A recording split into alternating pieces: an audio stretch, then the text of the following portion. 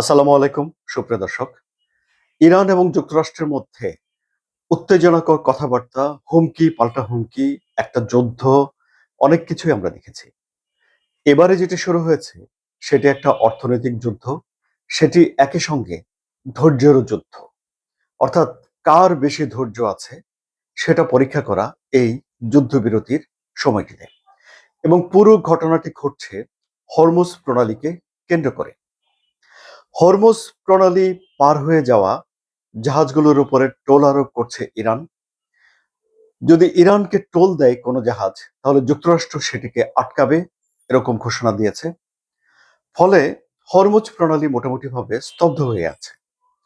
তার আগে সোমবার হরমুজ প্রণালী দিয়ে চীনের একটা পণ্যবাহী জাহাজ পার হয়ে গেছে, ভিয়েতনামের একটা জাহাজ পার হয়ে গেছে, এবং ইরানের এই ক্রুড অয়েল সংশ্লিষ্ট বেশ কয়েকটি ট্যাঙ্কার পার হয়ে গেছে। এবং তারপরেই ডোনাল্ড ট্রাম্প হুঙ্কার দিয়ে উঠেছেন যে এই হরমুজ প্রণালী দিয়ে যেসব জাহাজ পার হয়ে যাবে সেগুলোর উপরে তিনি অবরোধ আরোপ করেছেন। ডোনাল্ড ট্রাম্পের মূল উদ্দেশ্য হলো হরমুজ প্রণালী খুলে দেয়া, এবং এই হরমুজ প্রণালী খুলে দেওয়ার উপায় হিসেবে তিনি হরমুজ প্রণালী বন্ধ করে দেওয়ার কৌশল নিয়েছেন, অর্থাৎ অবরোধ আরোপের কৌশল নিয়েছেন। তবে আমেরিকার যে সেন্ট্রাল কমান্ড, স্যান্ডকম, তারা একটা বিবৃতিতে জানিয়েছে যে ইরানের বন্দর ব্যবহার করে যেসব জাহাজগুলো ছেড়ে আসে কিংবা যেসব জাহাজ ইরানের বন্দরে যায় সেগুলোকেই তারা অবরোধের আওতায় রাখবে। কিন্তু কার্যত সব জাহাজের উপরেই অবরোধ আরোপ হয়ে গেছে। কিভাবে? যেমন ধরুন, এই হরমুজ প্রণালী পার হতে গেলে ইরানকে তার স্থানীয় মুদ্রায় টোল দিতে হবে, যা যুক্তরাষ্ট্র চায় না, কারণ যুক্তরাষ্ট্র তেলের বিজনেসটা ডলার দিয়ে নিয়ন্ত্রণ করতে চায়। কিন্তু এখানে তো ইরানের স্থানীয় মুদ্রাও অংশগ্রহণ করে ফেললো, সো ডলারের আধিপত্য কিছুটা কমে। তো এখন যুক্তরাষ্ট্র বলছে যে যে জাহাজগুলো ইরানকে শুল্ক দিবে সেগুলোকে তারা খুঁজে বের করবে, এটা তারা করতে পারবে না। সুতরাং জাহাজগুলো ডোনাল্ড ট্রাম্পের অবরোধের মুখে পড়ে কিনা এই ভয়ে এখন এই হরমুজ প্রণালী পার হওয়া বন্ধ করে দিয়েছে। আবার ধরুন, ইরানকে খুশি করলে যুক্তরাষ্ট্র অখুশি, যুক্তরাষ্ট্রকে খুশি করলে ইরান অখুশি। এই পরিস্থিতিতে একটা বিশাল প্রভাব হরমুজ প্রণালীর উপরে পড়েছে, যার প্রভাব আগামী দিনগুলোতে বিশ্বের তেলের বাজার, সারের বাজার, উৎপাদন, খাবার ইত্যাদি নানান জায়গাতে পড়বে বলে এখন আশঙ্কা করা হচ্ছে।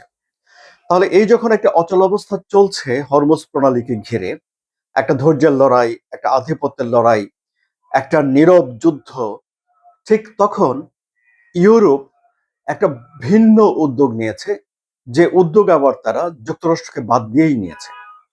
কি সেটি? তারা হরমুজ প্রণালী খুলে ফেলার জন্য একটা শান্তিপূর্ণ সামরিক একটা উদ্যোগ বা অভিযান নেয়ার চেষ্টা করছে। নেতৃত্ব দিচ্ছে ফ্রান্স এবং যুক্তরাজ্য। তাহলে তারা বলছে এটি শান্তিপূর্ণ, তার মানে তারা আক্রমণ করবে না, তারা প্রতিরোধ করবে। তারা বলছে যে এটি সামরিক, তার মানে এখানে তাদের নেভি যুক্ত থাকবে। এবং যারা বিরোধের পক্ষ রয়েছে, অর্থাৎ যুক্তরাষ্ট্র, ইসরায়েল এবং ইরান, তারা এই জোটে যেতে পারবে না। এখন তারা কি করবে? তারা একটা সম্মেলন করবে, সামনে একটা মিটিং করবে বড় বিভিন্ন দেশের, যে মিটিং এ যুক্তরাষ্ট্র থাকবে না, ইরান থাকবে না। তাহলে দেখা যাচ্ছে যে হরমুজ প্রণালীকে ঘিরে ইউরোপ আলাদাভাবে নিজের অস্তিত্ব জানান দিচ্ছে।